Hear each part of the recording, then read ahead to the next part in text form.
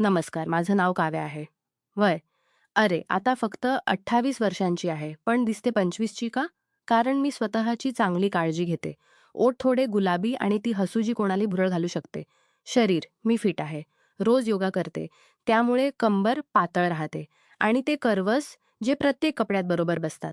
मी घरात एकटी राहते. पुण्याच्या बाहेरचा मोठा बंगला आहे, जिथे हवा स्वच्छ आणि शांतता. पती विदेशात बिझनेस करतात. वर्षातून 2-3 वेळा येतात. म्हणून मी इथे एकटी, पण कंटाळा येत नाही. का? कारण माझा नोकर आहे मोहन. तो सातारा जिल्ह्यातल्या एका गावातून आला आहे. वय असेल 25-26. मजबूत शरीरयष्टी, गव्हाळा रंग आणि कामगारांची ताकद. तो घराचं सगळं काम करतो. सकाळच्या चहापासून रात्रीच्या स्वच्छतेपर्यंत.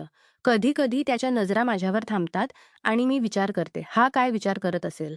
खरं तर आज मी तुम्हाला माझ्या आणि मोहनमधली एक गोष्ट सांगणार आहे. ही गोष्ट थोडी वेगळी आहे. यात सगळं आहे जे मनाला स्पर्श करते. पण खरं तर ही काहीतरी वेगळंच आहे. चला, सुरुवातीपासून सांगते. तेव्हाची गोष्ट आहे जेव्हा मोहन पहिल्यांदा आला. मी घरात एकटी होते. सकाळचा वेळ. मी एक हलकी नाईटी घातली होती.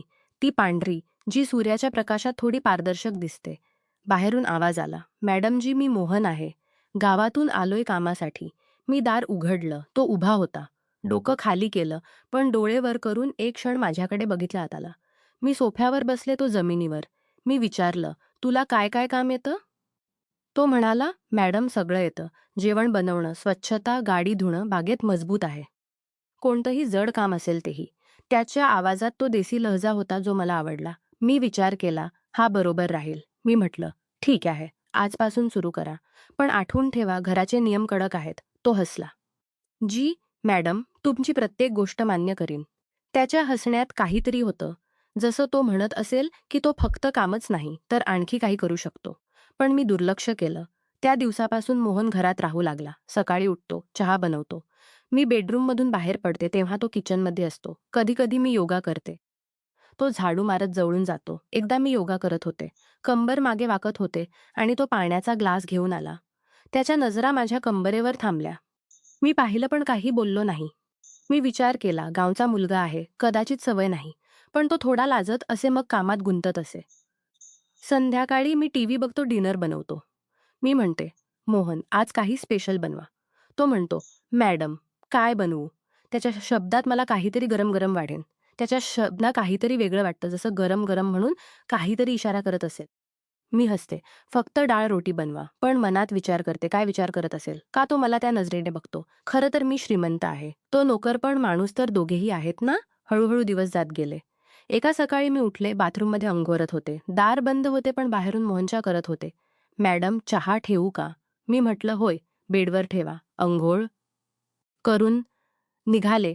टॉवेल गुंडाळले आणि पाहिलं तो खोलीत आहे. चहा ठेवत आहे. मी चक्रावले, "तुम्ही इथे?" तो म्हणाला, "मॅडम, तुम्ही सांगितलं होतं ठेवायचं." त्याचे डोळे माझ्या टॉवेलवर होते. जसं तो विचार करत असेल, टॉवेलच्या आत काय आहे? मी म्हटलं, "बाहेर जा." तो गेला. पण मी विचार करत राहिले. हे जाणून-बुजून होतं की योगायोग? संध्याकाळी मी त्याला बोलावलं. "मोहन, ऐक, घरात प्रायव्हसीचा विचार ठेवा." तो म्हणाला, "मॅडम, माफ करा. मी तर फक्त तुमच्या सेवेत गुंतलो आहे. तुम्ही सांगाल तर सगळं सांभाळून घेईन." पुन्हा तो सगळं सांभाळून घेईन. मी विचार केला, कदाचित गावचे मुलगे असंच बोलतात. पण थोडं वेगळं वाटलं, जसं काही खेळ चालू असेल. आता घरात काम वाढलं. मी एक नवीन प्रोजेक्ट सुरू केलं. घरातूनच काम करते. मोहन माझ्यासाठी चहा-कॉफी आणतो. कधी फाईल्स उचलतो. एक दिवस मी कॉम्प्युटरवर बसले होते. पाठ दुखत होती. मी म्हटलं, "मोहन, जरा कॉफी बनवा." तो आला, कॉफी ठेवली आणि म्हणा, "दिसता." मी दाबू का? मी चक्रावले. "काय?" तो म्हणाला. "पाठ दाबू." गावात सगळे थकव्यासाठी दाबतात, त्याचा अर्थ स्पष्ट होता. पण मी म्हटलं, "नाही, फक्त कॉफी प्यायची." तो हसत गेला. मी विचार करत राहिले. हा काय चाहतो? का तो मला स्पर्श करायला चाहतो? पण मी स्वतःला रोखलं. तो नोकर आहे, मी मालकीण. पण रात्री झोपताना विचार करते. जर तो दाबला तर कसं वाटेल? फक्त विचार, काही नाही. मग एक दिवस काहीतरी अनोखं झालं. मी घराच्या मागील बागेत होते, जिथे मी एक छोटा स्विमिंग पूल बनवला आहे. पण तो लपलेला आहे. फक्त मी वापरते. मी स्विमसूटमध्ये होते. पाण्यात बुडी मारत होते. मोहनला माहीत नव्हतं मी तिथे आहे. तो बाग साफ करायला आला आणि मला बघितलं. मी पाण्यातून निघाले, तो उभा होता. डोळे फाटलेले. मी म्हटलं, "काय बघताय?" तो म्हणाला, "मॅडम, सॉरी. मी तर फक्त साफ करायला आलो होतो. तुम्ही तुम्ही पाण्यात किती सुंदर दिसताय." जशी कोणती तरी जलपरी. त्याच्या शब्दात ती प्रशंसा होती. पण नजरा माझ्या ओल्या शरीरावर. मी टॉवेल घेतलं. "ज्या काम करा." पण आतून थोडी लाजली, थोडी छान वाटली. का तो मला चाहतो की फक्त बघत आहे? संध्याकाळी मी त्याला बोलावलं. "मोहन, तो पूल स्वच्छ ठेवा, पण जेव्हा मी तिथे असेन तेव्हा येऊ नका." तो म्हणाला, "मॅडम तुमच्या प्रत्येक गोष्टीची काळजी घेईन, पूल असो किंवा काहीही." पुन्हा तो इशारा. मी हसले पण विचार करत राहिले की ही आयुष्य कुठे जात आहे. दिवस जात गेले आणि मोहनसोबत बोलणं वाढलं. रात्री मी डिनर करते, तो सर्व्ह करतो. मी विचारते, "मोहन, गावात काय करत होतात?" तो सांगतो, "मॅडम, शेतात काम. पण इथे तुमच्यासारखी कोणी नाही." मी म्हणते, "म्हणजे?" तो म्हणाला, "तुमच्यासारखी सुंदर, श्रीमंत आणि बोलण्याची पद्धत. मी तर फक्त तुमच्या सेवेत आनंदी आहे." बिद्धत. त्याच्या शब्दात तो लपलेला आकर्षण वाटतो. मी विचार करते, कदाचित तो मस्ती करत द्या. पण रात्री बेडवर पडून विचार करते, जर तो जवळ आला तर? फक्त फॅन्टशी काही होत नाही. एकदा घरात एक पार्टी होती. माझे मित्र आले. मोहन सर्व्ह करत होता. माझ्या एका मैत्रिणीने म्हटलं, "काव्या, तुझा नोकर किती हँडसम आहे." मी हसले पण मोहनने ऐकलं. नंतर तो म्हणाला, "मॅडम, तुमच्या मैत्रिणीने काय म्हटलं?" मी म्हटलं, "काही नाही." तो म्हणाला, "मी जाणतो मी चांगला दिसतो. पण तुम्ही तर माझ्यापेक्षा जास्त सुंदर आहात. जर तुम्ही सांगाल तर मी तुमच्या प्रत्येक पार्टीत स्पेशल सर्व्हिस देईन." पुन्हा स्पेशल सर्व्हिस. मी म्हटलं, "फक्त नॉर्मल काम करा." पण पार्टी संपल्यानंतर जेव्हा सगळे गेले, मी थकले होते. सोफ्यावर पडले. मोहन आला. "मॅडम, पाय दाबू का?" मी नाकारलं पण विचार करत राहिले का नाकारलं? का भीती होती की काहीतरी होईल? मग एक अनोखा सीन झाला. मी घराच्या अटारीत होते. जुन्या गोष्टी बघत होते. मोहनला मत्तीसाठी बोलावलं. तो आला. आम्ही एकत्र बॉक्स उचलत होतो. एक बॉक्स पडला. त्यात जुन्या पुस्तकं होती. एक पुस्तक उघडलं. त्यात काही रोमॅन्टिक कथा होत्या. मोहनने उचलली, वाचली. "मॅडम, हे काय आहे?" "यात तर प्रेमाच्या गोष्टी आहेत." मी म्हटलं, "जुन्या आहेत." तो म्हणाला, "मॅडम, तुम्ही अशा कथा वाचता का ज्यात श्रीमंत आणि गरीब यांचं प्रेम?" त्याच्या शब्दात इशारा होता, जशी आमची कथा. मी म्हटलं, "नाही, फक्त ठेवा." पण आम्ही दोघे बॉक्स साफ करत राहिलो जवळ. त्याचा श्वास माझ्या खांद्यावरला मी जाणवलं का? मी मागे हटले पण हृदय धडधडलं. हळूहळू मोहन माझ्या रुटीनचा भाग बनला. सकाळी तो मला उठवत नाही, पण चहाच्या सुगंधाने उठते. मी नाश्ता करते, तो बघतो. एक दिवस मी म्हटलं, "मोहन, आज मी घरातच आहे. जेवणात काहीतरी नवीन ट्राय करा." तो म्हणाला, "मॅडम, काय ट्राय करू?" "काही तिखट किंवा गोड किंवा ते जे मनाला स्पर्श करेल." पुन्हा तो मी म्हटलं, "फक्त सॅलड बनवा." पण खाताना तो जवळ उभा राहतो, जसं वाटत असेल प्रशंसेची वाट पाहत. मी म्हणते, "चांगलं आहे." तो हसतो. "मॅडम, तुमच्या प्रशंसेने तर आणखी चांगलं वाटतं." मी विचार करते, हा मुलगा तर काही झालं. मी बेडरूममध्ये होते. पुस्तक वाचत होते. मोहन आला. "मॅडम, दूध आणलं आहे." मी घेतलं पण ग्लास पडला. दूध माझ्या नाईटीवर पडलं. मी चक्रावले. तो म्हणाला, "सॉरी मॅडम, मी साफ करू."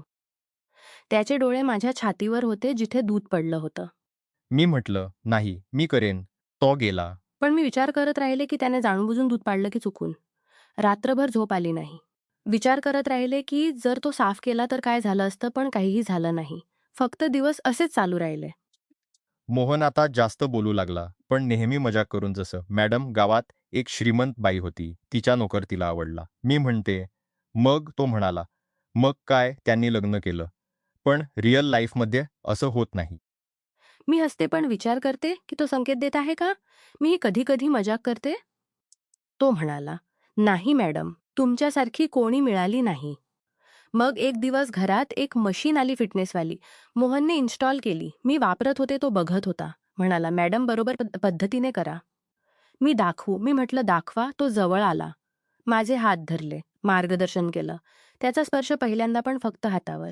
मी जाणवलं ती उबदारपणा पण मागे हटले. म्हटलं, "बस, समजलं."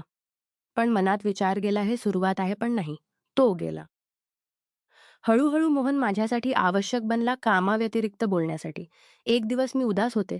पतीशी फोनवर भांडण झालं. मोहन आला. "मॅडम, काय झालं?" मी थोडं सांगितलं.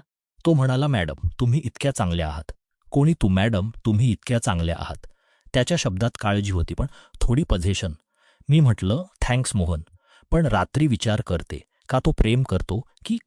फक्त अट्रॅक्शन. आता कथेत मजा येते. एक दिवस मोहन म्हणाला, "मॅडम, मला गावाला जायचं आहे." बहिणीचं लग्न आहे. मी म्हटलं, "जा." पण तो गेला नाही. थांबला. म्हणाला, मॅडम तुम्ही एकट्या कशा राहाल? मी म्हटलं, मॅनेज करेन. पण तो गेला नाही. मग एक रात्र मी बेडवर होते. तो आला. मॅडम, बोलण्यासारखं आहे. मी चक्रावले काय? तो म्हणाला, मॅडम मी तुम्हाला आवडतो. पण नाही, तसं नाही. मी विचारलं. मग तो म्हणाला, मॅडम मी गावातून आलो होतो, पण खरं तर मी तुमचा दूरच नातेवाईक आहे. तुमच्या आईच्या बाजूने. मी इथे आलो होतो तुम्हाला भेटायला कारण कुटुंबात समस्या आहे. मी शॉक झाले. काय? तो सांगू लागला, मॅडम तुमच्या आईने मला पाठवलं होतं. ती आजारी आहे पण तुम्हाला सांगायचं नव्हतं. मी स्तब्ध झाले. सगळं ऐकून माझं जग उलथून गेलं. मोहन खरंच माझा दूरचा नातेवाईक होता. आई आजारी होती आणि कुटुंबात काही अडचणी होत्या. त्यांनी मला सांगितलं नसलं कारण मी पतीदूर. मोहन इथे माझी काळजी घ्यायला आला होता. पण वाटेत काही गैरसमज निर्माण झाले होते. एकटेपणात आणि दूर राहण्याने चुकीचे विचार मनात येतात हे मला कळलं. मी लगेच आईला फोन केला. ती खरंच आजारी होती. दुसऱ्या दिवशी मी मोहनसोबत गावाला गेले. आईला भेटले, तिची काळजी घेतली. कुटुंबाच्या समस्या सोडवल्या. मोहननेही मदत केली. त्या अनुभवातून मी शिकले की एकटेपणात चुकीचे आकर्षण वाटू शकतं. नोकर मालकीमध्ये चुकीचे आकर्षण वाटू शकतं. नोकर मालकीण संबंधात योग्य सीमा राखणं फार महत्त्वाचं आहे. आईचुंबासोबत नियमित संवाद ठेवणं आवश्यक आहे. आईच्या आजारपणाची माहिती लपून ठेवणं चुकीचं होतं. आता मी पतीसोबत जास्त बोलते. कुटुंबासोबत जवळीक वाढवली आहे. मोहनही गावातच राहतो आणि गरज पडल्यास मदत करतो. आयुष्यात स्पष्टता, जबाबदारी आणि योग्य सीमा महत्त्वाच्या आहेत. एकटेपणातही स्वतःची आणि दुसऱ्यांची प्रतिष्ठा जपली पाहिजे. नमस्कार मित्रांनो, तुम्हाला ही कथा आवडली असेल तर चॅनलला सबस्क्राईब करायला विसरू नका. आणि यापेक्षाही अधिक रंजक व्हिडिओ पाहण्यासाठी माझ्या चॅनेलवर नुकताच अपलोड केलेला नवीन व्हिडिओ नक्की पहा. तो तुम्हाला खूप आवडेल, अशी मला आशा आहे.